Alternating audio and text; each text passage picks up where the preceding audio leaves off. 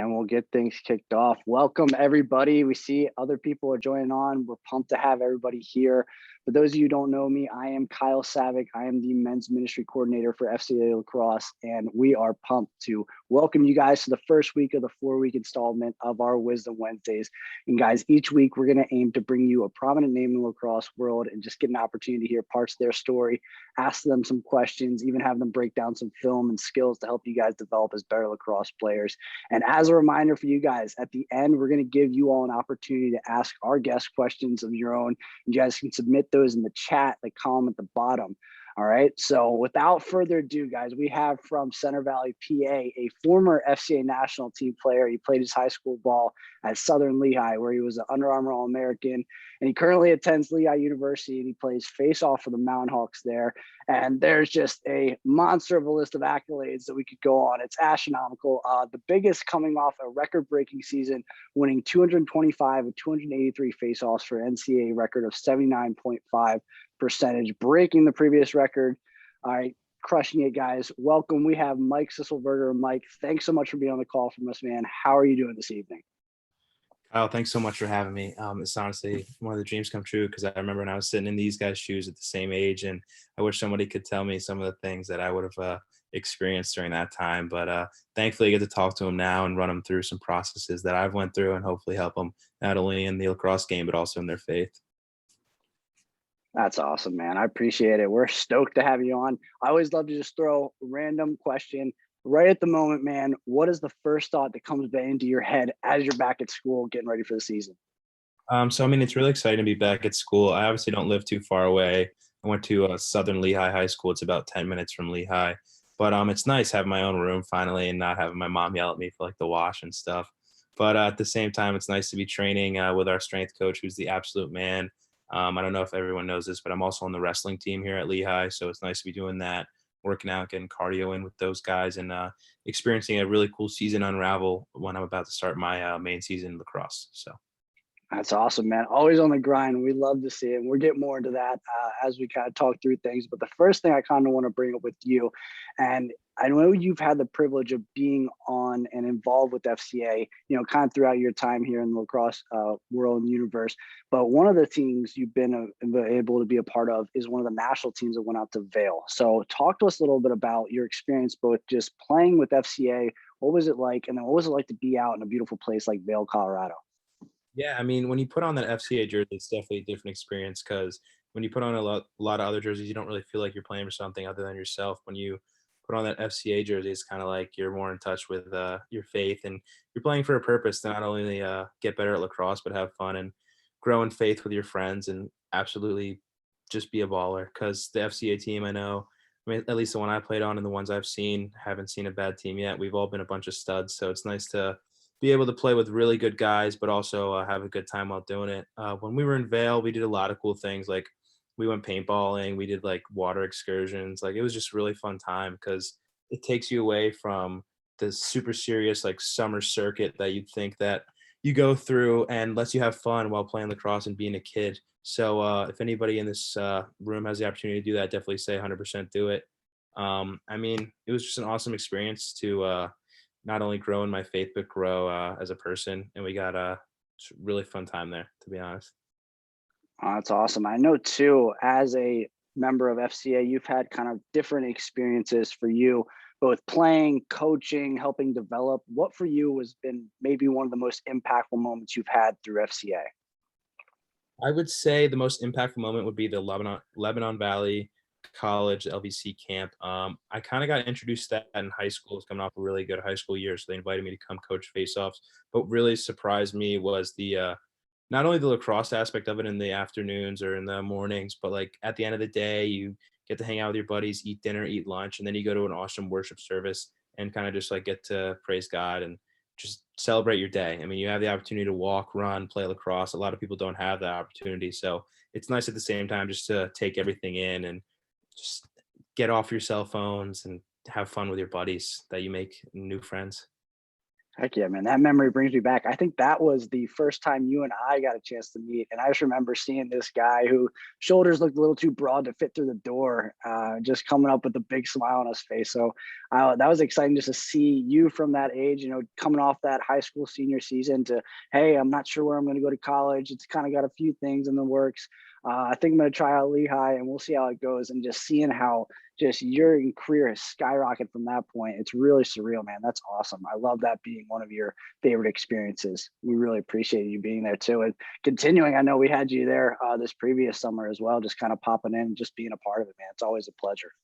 Yeah, that was on back. So thank you so much for having me. Now, I know there's no doubt that as athletes, right, we all train to be the best at our positions. Everyone on this call, I'm sure, can understand that mentality. However, you've actually managed to be able to do such a thing, right? Talk to us through what it feels like just to hold an NCAA record for the highest face-off win percentage and what that now means heading into your senior year. So holding that record for me is something that I definitely take pride in, but I don't. The correct term would be rest on my laurels. I don't really take advantage of, I guess, holding that record. I train hard, if not harder, than I did when I was setting the record. And I know that there's a lot of people that are going to be coming for my throat this year. And that's just the game, because when you're on top, everybody wants to take you down. And I think it's really important to focus on you as a person and training. And I think it's awesome when people get accolades, because it just shows them that the hard work pays off, but it also shows that you have to work even harder to be number one and maintain number one. I definitely helped me grow in my faith too. I know that really wasn't a part of the question, but honestly, it's just setting a record like that. You just thank God for everything that you have and the ability to even go out there. It gets tough sometimes, definitely gets stressful, and I know a lot of you guys on this call right now probably feel the same way, that it's hard and it's stressful sometimes. And I know at a young age, your buddies are probably playing Fortnite or something and doing something else rather than hitting the wall. But I promise you, at the end of the day, it pays off. So if you have that extra 15, 30 minutes, I'd go hit the wall outside and instead of get on the video game sticks, because those are always going to be there. But the ability to play diminishes very slowly growing up. You start to feel it in your knees and your back and stuff. But well, I'm sorry, what was the second part of the question? I feel like now, as you and I were kind of talking about, that puts a little bit of a target on your back. And what is the mindset now that you've had that happen last year, big junior season, heading into senior year? What is it like now heading into your senior year with that kind of target on your back, so to speak? Yeah, I mean, kind of touching on what I was saying, it's stressful, but at the same time, it's an honor. Um, when you work hard, there's a lot of people that doubt you. There's a lot of people that say you're not working as hard as you actually think you are, what you show. But it's nice at the end of the day, because it just shows how much hard work pays off. And I mean, yeah, I'm nervous, and every day I say a prayer just to help me get over my nerves and help me to be a better person. But it's definitely nerve wracking, and I'm really excited to see what happens this season, because I know a lot of people are going to be gunning for me. So I guess we'll see. And I've definitely been putting in the work. So hopefully it turns out well. Man, that's pretty surreal to hear someone like you even admits that they're nervous, like they're human, right? So it's also, to me, that's always awesome to hear that when athletes say that, that means they're real. And some of the best advice I ever heard is anytime you're nervous, it just means you care about what you're doing. I feel like that just speaks volumes about who you are as a person and the type of athlete you're trying to be. Yeah, 100%. I mean, nerves is super important, because it means that you do care. And I find that in a lot of things. Like, you can be nervous getting ready to lift a lot of weight. You can be nervous getting ready to go on a run.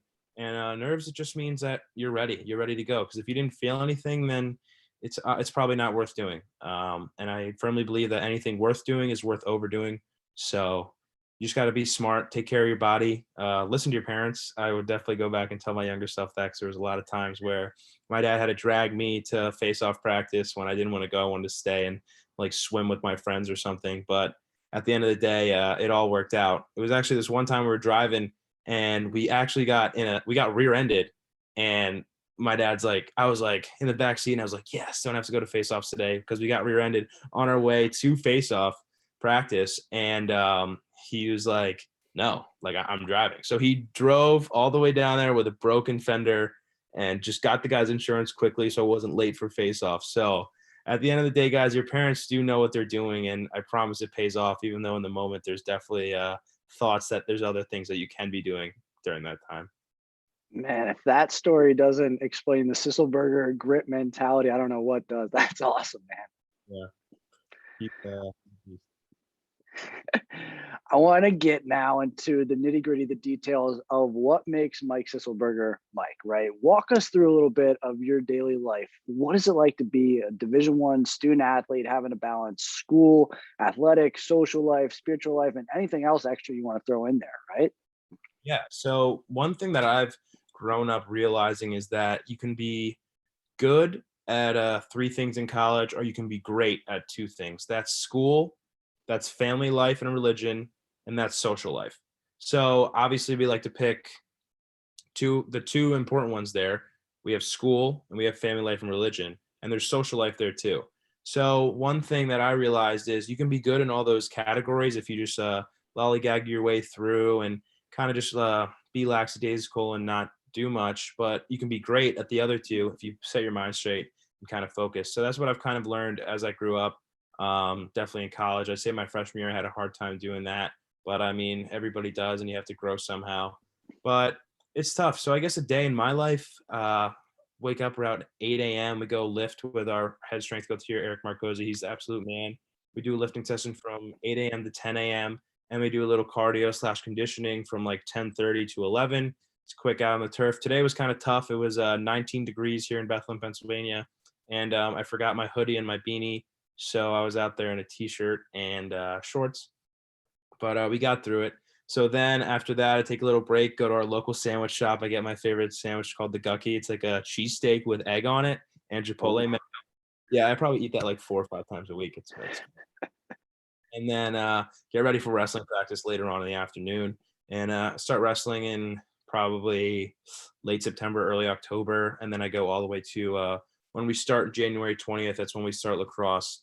So I do that, and I also play in a recreational soccer league just to stay in shape. It's me and my buddies signed up for it to stay in shape, but we didn't realize how good the competition was. And it's actually a bunch of ex-Division I players, so we just get wrecked every weekend. But we have fun while doing it. And that brings me to about like 9:30, 10 o'clock, and I hit the hay and do it all over again. Going to bed early. I love it, man. Yeah. Gotta stay on top of it. Yeah. I do play video games though. I do play Fortnite just for fun because I believe that everybody needs a little escape sometimes. And I'm not preaching that you should play video games all the time, but it's definitely better than doing other things. So Finding that happy medium for sure.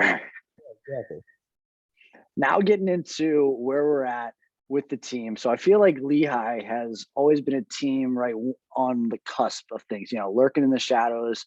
Like that team, maybe not everyone's talking about yet, but they're going to be there, right? Obviously, last year was a big year for you guys as Lehigh Lacrosse getting in the tournament, and things only seem to be going up. For you guys as a team, what is that going to take for the Mountain Hawks really to break that seal this year and become just one of the great teams? I mean, that's a great question. I definitely get it a lot. I think that we have a really good team. There's things that separate us from being great right now. You look at your UNCs, you look at your Dukes, like the top 5 teams last year. And I think the things that separate us is discipline off the field and other things. But I know we touched on that this fall, and I think we've definitely turned it around. So I think we're ready to go in that aspect. It's the details, honestly, is what separates a good team from a great team. Like I was saying, if you guys have free time, hit the wall, because everybody can pass and catch left hand, right hand in college, but it's what you can do consistently, and it's how you can move at the same time. So if you guys do want to play in college or have the opportunity, I think that doing extra work is definitely most important, because a lot of your friends, you guys all probably go to the same practices, but what are people doing afterwards? You can all go home, have a nice dinner, or you can stay after a bit, shoot with your buddies, and see where it takes you. But I guess the main question would be, what's taken Lehigh to that next step? I just think we need to be more of a team, and I think we've really touched on that, growing together more as brothers than teammates. We're definitely really talented, but I'm excited to see what happens, to be honest. That's awesome, man. For you guys watching on the call now, check out Mike and the Mountain Hawks this year as they try to compete for another Patriot League championship, man. I know that was exciting last year. That's going to be awesome to see. Thank you. Yeah, a lot of good teams in the Patriot League. So one thing that you mentioned, if you weren't on the call earlier, Mike had mentioned that he had recently also joined Lehigh's wrestling team. So not only a Division I athlete in lacrosse, but also in wrestling. dual purpose, man. You're crushing it. Talk to these guys a little bit about what does it mean? Why is it important to have, play multiple sports, have breaks during things and being able to do both? Yeah, so I definitely believe that if you do something too much, you're either going to get tired of it or you might get hurt. So I like to take a happy medium in face-offs because I actually started developing some like tendonitis in my elbow, and that's just from constantly facing off. So I had found another way to work out, and it started off with wrestling in the backyard with some random guys that I met, and it turns out these guys are on the wrestling team. So it worked out well, and I was like, hey, like you guys have like a tryout or something? I'd love to come and actually do this in a scripted area with coaches around, probably less likelihood of injury. And they're like, yeah, we would love to have you. So I go and I try out and I make the team. And it was really a dream come true because Lehigh is definitely a perennial powerhouse for wrestling. And I just believe in functional strength as opposed to deadlifting, like benching, squatting, which is all really important. But you need to be strong in other areas because you can't just be a giant brick like walking around as like a lot of gym guys are. But there's a lot of other things that you can do to get you stronger and get you in more shape. So I found wrestling to be a great aspect. I also compared it to face-offs a good amount. Your low center of gravity, your explosion, your cardio, your conditioning. I mean, there's a lot of it's virtually very similar. So I just found it a fun avenue, and I've grown up doing it. My uncle was actually a silver medalist, Olympian, so it kind of came natural to me. That's awesome. That's awesome to hear, man. I'm excited to just know you're doing both. And, hopefully with the next few years or so, it'll be a huge asset for you as well. Hopefully it'll probably help too with face off, just getting low. Hopefully get a match next. Can invite everybody on this call. Come watch. Nice. There you go.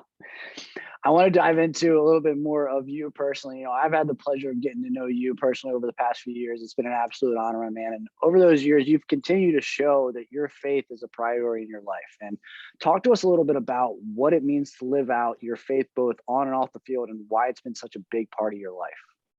I mean, I can't even begin to explain how important my faith is for me. Not only meeting some of my best friends, such as you, your brother, Drew Wardlow, Ryan McNulty, people I would consider brothers to me, but at the same time, just developing as a person, I think faith is a big aspect and avenue of that. Honestly, it's hard, definitely in everyday life, for anyone to have a strong faith because there's a lot of things that you'd rather be doing that aren't really acceptable at the same time.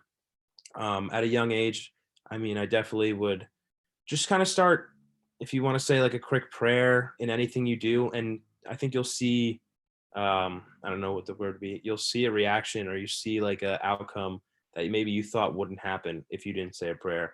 And I just think it's really cool that stuff like that can happen. I like to pray before every game I play, everything I do, just so I am safe and healthy.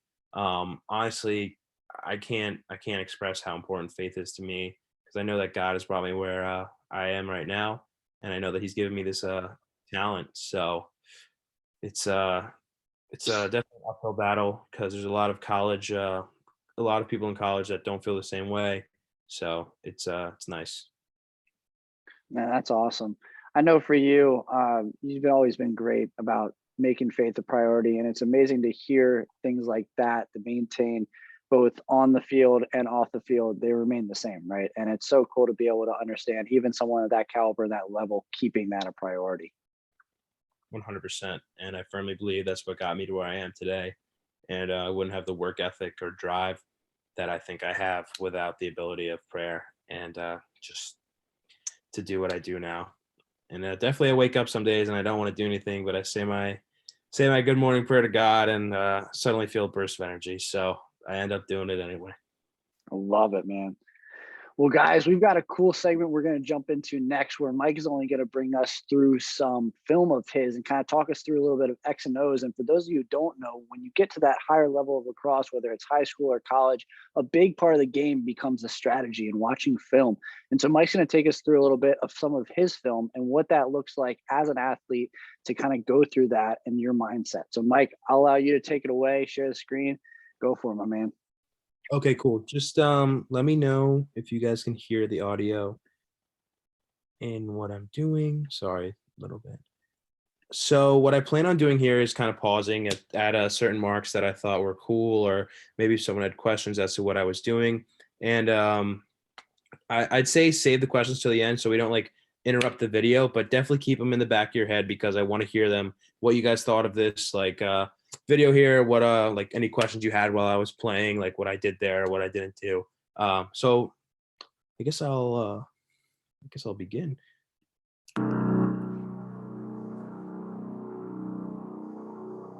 And potentially the best single season ever. Mike Sisselberger has come in, won 80% of his faceoffs, tops in the nation.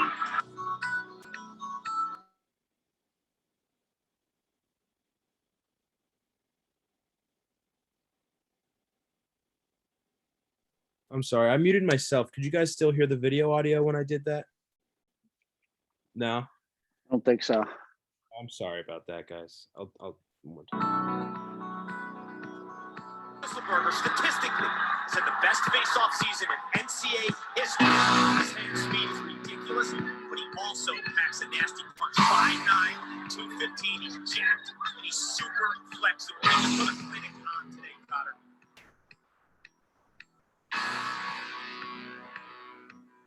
For 7th in the country, 67%. Sisselberger third individually at 75%. Since Colucci's come back, he's really been it. What happened in that first half, Sisselberger just continue to do what he does. Fix it in the second half.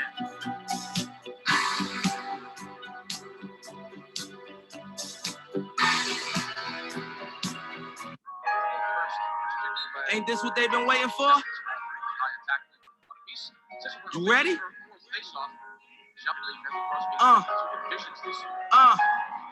I used to pray for times like this, to rhyme like this, so I had to grind like that, to shine like this. In a matter of time I spent on some locked up in the back of the paddy wagon, cuffs locked on wrist. See my dreams unfold, nightmares come true. It was time to marry the game, and I said, yeah, I do. If you want it, you gotta see it with a clear eye view. Got shorty, she try and bless me like I said I chew, like a sneeze.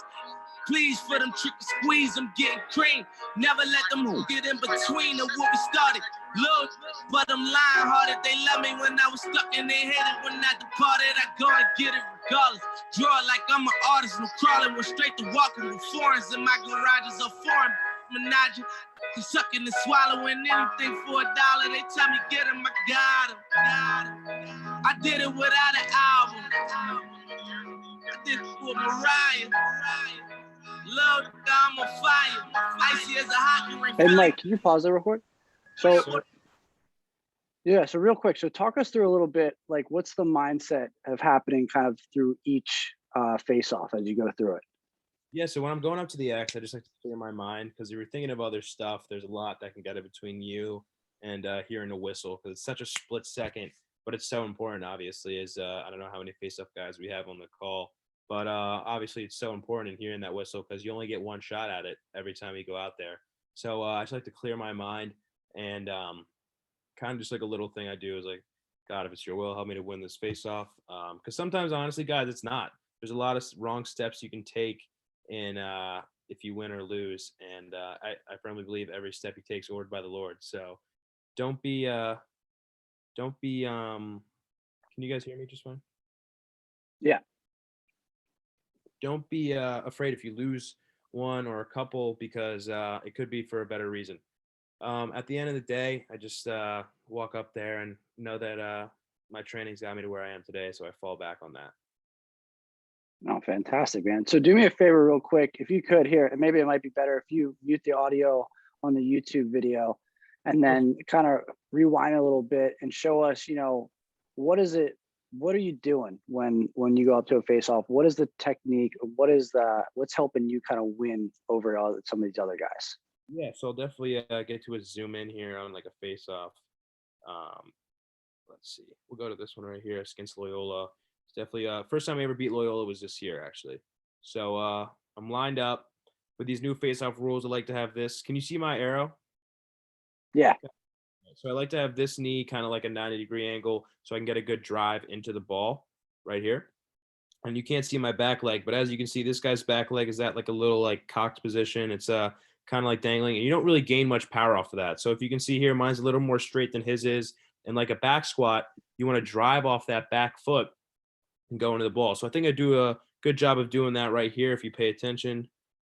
I know it's so fast, but it's what I said. So what I also like to do there is come around when I exit. I come around the back because a lot of people step. So this is Colgate right here, and they step like in this area. So they take away my forward exit this way. So what I end up doing is, I think I do it on this play. Yeah, so I reverse rotate and I go out the back door, because as you can see, he did step here, and it prohibited me from going forward as we all would like to do and go score a goal. But sometimes you have to take what they give you and go out the back door, and it makes it easy on yourself. And I run up the field kind of like a loop up the right alley, and that's about it. Mike, for those of these guys on the call that are maybe not be face-off guys, but do a lot of wing play, whether you're an LSM or an offensive defensive midi, how important is it to integrate your wings on the face-off? Yeah, so it's super important. I wouldn't be where I'm at today without my wings. Actually, one of them is my roommate, and he's downstairs, but I'm not going to tell him that I said that.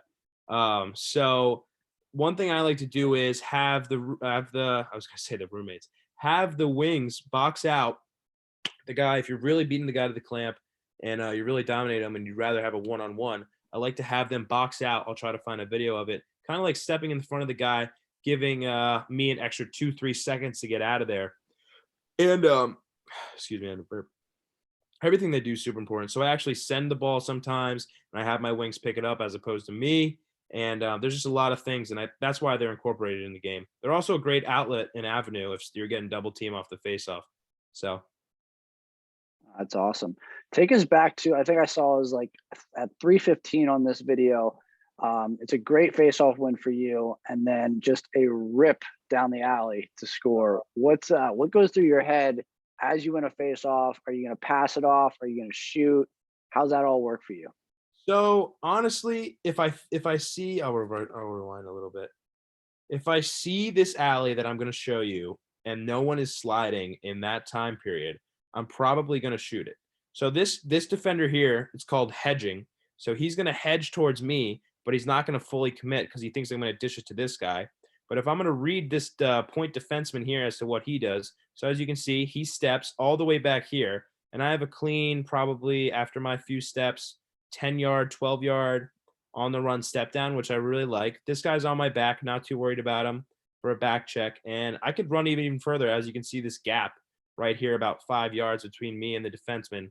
And I may have pulled it too early, but if you're a face-off guy, you're watching this, read that point defenseman as to what he does. If he comes to you, obviously give it up. It gives another avenue for your team to do better and move it one more, because at the end of the day, it's not your job to shoot and score. But if he does what he does here and slides over, you can take that shot on the run and possession shot, get one for your team. From the opposite perspective, right? If I'm a defender and I know that their face-off guy is doing something really well, he's been winning the clamps, he's going down, he's had a few goals.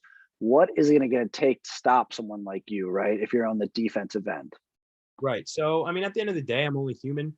And the number one rule in lacrosse is stop ball, right? Because the guy without the ball, he's definitely important, but he's not doing as much as the guy with the ball. So if I'm a defender at this aspect and I'm coming down and I'm the defender and someone else is coming down as me, I'm going to stop ball first because that's most important.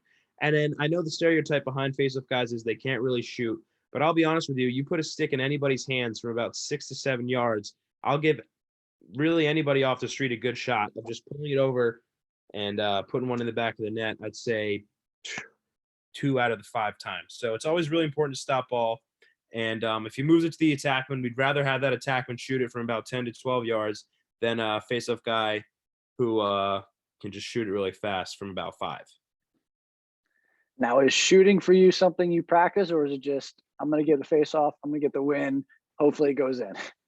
Yeah, I mean, I definitely practice it, but it's more of just for fun. I try to join the offensive skill sessions here at Lehigh, but they don't really welcome me with open arms half the time, but I definitely hop in there. No, I get it, man. I love seeing when a face-off guy. I feel like anything, it's a big momentum swing, right, for any team. For you, is that going through your head a little bit? If you feel the morale is down, you say, "I got to pick something up," or is it just kind of come as you play? Honestly, I think it's in here. So we were playing Lafayette. It was a 1-goal game, and I know that we need a goal. So there are times when I'm like, all right, maybe shouldn't have take that shot, or all right, got to move it one more. But there's other times where you just feel it in your gut that you need one for your team because it's just not getting going on the offensive end. And if you put one in the back of the net as a face-off guy from a little bit of distance, definitely gives everybody a spark on your team, gets the bench excited, gets the attackman excited, kind of showing that if our face guy can do that, then it's our job to actually do it. So Now, talk to us a little bit. That clip that just played right before this, where you're going against Army, you kind of give your wing guy the motion to move over to the other side of the wing, and then you kind of go out the back. What is that? Is that something you guys plan? Is that strategy? Talk us through that. I mean, honestly, it's just me reading the guys. So I'll rewind to it. I think it's right here. So I point him back here because Army's defenseman is posted up. The screen's cut off, but he's posted up to about up here on the opposite wing line. So I have my guy send back, hoping he won't follow him. And if he does, then I'll get a quick exit out the front. But in this time that he didn't, it's just an easy win for us. Dominating the clamp at this point. So as you can see in this video, clamp, send. Easy ground ball for my buddy. Picks it up Mike Hagenberger. Runs up the field. It's a free clear. I get to sub off and not waste my breath. Gotcha. For you, what was the best moment facing off for this past season? Best moment? Let me find this clip because it's really something I really enjoyed. This was my favorite face-off play of last season. So it's a little scramble, and I get shoved over, get to run a little bit, and you can't hear the audio, but they're saying lock off, because nobody trusts the face-off guy with the ball. So at this point, I'm getting triple teamed, double teamed, take it back. Nothing's happening at this point. Our offense is doing anything. Dodge a little bit, dish it, score one in the NCAA tournament there. Just a little dish to my LSM here, Ryan Nigman. So yeah, That's awesome. thank you. Yeah, that was that one, and yeah, that was probably my favorite play. Good stuff, my man. I appreciate you walking us through that a little bit and just showing us kind of what the mindset of what film is. Why do you think film is so important as a college athlete? I mean, it's really important to know what your guy's doing because you could be going against a totally different guy every time you go out there, and I think it's important for the face-off X especially because there's a lot of different things that people do. So we game plan for probably 8-9 different players at the face-off X this season because everybody does a different thing. And that goes for any position in lacrosse. Whatever hand the goalie is, probably important to watch that, where you should put your shots that week in practice. Defenseman, what is your tendencies of the offensive guy that you're covering? It's just really important to know what you guys doing and read them like an open book. I appreciate it, man. Fantastic. Well, I definitely want to honor everyone's time here. So we're going to hop into our last segment of this call. And something I love to do, one of my favorite parts, is we get to give you guys a chance now to throw any question you want in the chat of anything you want to ask Mike. And we've already got a few coming out for us. The first one, it says, what has been the biggest challenge you face living out your faith in high school or college? Deep early. I love it. Yeah, that's a good one. It's a really good question. I didn't see who asked that, but it's a really good question. Biggest challenge I faced was finding friends who had the same mindset as I did, because you're going to run into a lot of people who are probably great friends and have similar interests as you, but finding friends who have the same mindset as I am and understand the paths that I take and everything I do in life, and that's praying for things I do and other things that I do, like extra work, training, lifting, and finding people that surround you and have the same interests and goals in mind as yourself. I love it, man. Next question. When do you have time to do any kind of worship? You know, kind of keeping up on that faith aspect of that question. Is there any time for worship for you? Yeah, so I like to find a time for worship anytime that I feel like I need it. And that's if I have like a question in my life, a struggle in my life, if I'm about to do something, if I'm about to do anything. I pray before I go on a run. I pray before I go work out, because there's a lot of bad things that can happen to you doing anything in everyday life. And God wants to protect you from those things. And it kind of seems like small and seems tedious, but I promise you, if you pray before everything you do, the outcome will be that much better than if you didn't. Awesome, man. Now getting more into the lacrosse side of things. For you, what are some good ways to improve your reaction time so you can get off the ball faster? So I don't know if you're asking this as like a face-off guy, a goalie, or whatever, but doing reps in anything that you do. If you're a goalie, it's taking shots. If you're a face-off guy, it's taking face-offs. And you can't really sit down in your room and I don't know, I don't have anything for that just to improve reaction time. It's just doing things over and over again so that you get better at them. And as you progress, you're going to hear the whistle better. The more whistles that you hear, your reaction time will improve, just working on your craft. Fantastic. Favorite PLL team? Oh, that's a good question. So I've talked to a couple PLL coaches as I am a senior this year. So my views have actually changed after talking to a couple of them. I would say my favorite PLL team right now would be the Chaos. I just love their coach's energy, and he's a firecracker, and I feel like I embody the same thing. So I'd say the Chaos right now. Go to pregame meal. Oh, baby. So we get meals the day of the game, but I always get Italian penne al vodka with chicken the night before. Let it sit in my stomach, go to bed full and happy with a bunch of bread, garlic bread in there. I sometimes like to have a nice Coca-Cola with my meal. So that's not too good. I'm trying to cut out soda right now. But yeah, I say Coca-Cola, penne al vodka with chicken, and garlic bread. The diet of champions, man. What for you has been kind of the biggest driving force, really, to just continue to keep working hard, from what has got you from the success you had to where you're at now? I mean, I firmly believe that you have to have the mindset of a winner, and that's a very broad statement there. The mindset of a winner, I think, in my opinion, is not letting anybody be better than yourself, because God made you in such a perfect way that you can always improve. And many people don't know that. Many people don't want to believe that. And many people don't work hard enough to see themselves improve. I personally strongly dislike losing in anything that I do. Like I said, I play in this recreational soccer league, and I get livid after we lose. And I shouldn't, because it's a fun league. But you have to have that switch in your head that knows that you're competing for something, and so is the other person. So always know that someone's looking to beat you in anything that you do and be better than you at anything you do. So just keep that in the back of your head. And I definitely have that in the back of mine to always improve, because there's always somebody on the come up. Love it, man. I think I know the answer to this, but the question is, if you couldn't be doing lacrosse at all, what sport would you be doing? I'd say wrestling. Because I really enjoy it.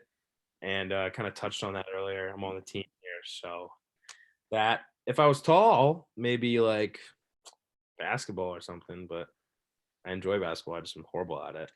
How has the wrestling team been so far? How has that experience been? It's awesome. And like I said, surrounding yourself with people who have similar goals like you. The wrestlers, they're all Mike Sisselbergers. I feel like they just want to lift. They want to get better at everything they do. They want to be better athletes. And they don't really have any time for BS. They go out there, they do their thing, they train hard, and they just enjoy what they're doing. And I think that's really important, to enjoy what you're doing. So I think some of these guys on the chat have seen some of the videos that have gone viral of the famous Sisselberger lifts. The question is, what is the most amount of weight you've ever lifted? So in bench squat area, or I guess that's the two big ones. So I came in the fall, a little chunky boy. I was like 230 pounds, but I squatted 615 before coming into the Lehigh room and losing some weight after we started running, and benched 415 coming in at Lehigh. So those 1,000-pound club and just 2 lifts. Yeah, that's it. That's awesome, man. Can you describe what a typical college practice looks like from your end? Yeah, I mean, it's fun. It's not always fun, but we get out there, we warm up, stick drills, line drills, stuff like that. We have a little shoot around, and then we break off into our positions. I go with the D guys first. We end up doing footwork, general drills where you start at a cone and go approach other cones to get a good approach on the guys, get your stick in the passing lane. Then we get on to sixes. Then we get into some face-off teamwork with the wings involved and live ones with the guys in the middle. And then we go on to sixes again, and the face-off guys usually go on their own after that. There's some practices probably 3 days out of the week where we stop after the face-offs and we go in and lift, and the rest of the team stays out to practice. So that's about a day in the life, to be honest. After class, we start about 3:15. We start practice, and at about 5:30, and get home, get some dinner, finish up your schoolwork. Awesome, man. I know we've got a ton of other questions, but I definitely want to be respectful of Mike's time and everyone else's time on the call. So we'll leave it with this, Mike. If you could give anybody on the call just any piece of advice, what would you tell them? I would say that sports are important, but they're not everything at the end of the day. It is really important to have your faith in God, and that'll get you through any situation. So, I don't know how many people want to play college lacrosse in this session, but even if you don't get the opportunity to do that, just know that there's always a bigger purpose in life, and there's always a door that opens when one closes. Fantastic, man. I appreciate you being on the call. Thank you so much, Mike, for taking the time out of your busy schedule, man, to be on here and just speak some wisdom to these guys. If you don't mind, would you mind praying us out, and then we'll end this awesome time together? Oh, 100%. Thank you for asking. Yeah. So we'll bow our heads here. Dear Heavenly Father, we just thank you for everybody on this call, just hearing your message and your word through the game of lacrosse. Thank you for the gifts you've given us in every aspect of life, no matter that's school, lacrosse, or just family and friends. Lord, we thank you so much for every opportunity you've given us, Lord, whether we've seen it yet or not. We just ask for your strength and guidance in our whole life and in everything we do. Lord, please guide us and just have your guiding hand towards us and everything in our walks of life. And we ask all of this in Jesus Christ's mighty name we pray. Amen. Amen. Mike, again, thank you so much, man, for you guys on the call. Be on the lookout for Mike Sisselberger this season as he just continues to do what he's doing best, man, and continue to be a leader on and off the field. Appreciate you, brother. Love you, my man. And thank you for being on the call. Guys, say goodbye to Mike in the chat, and we'll be sure to get this video out to everybody who missed it. Thank you, Mike.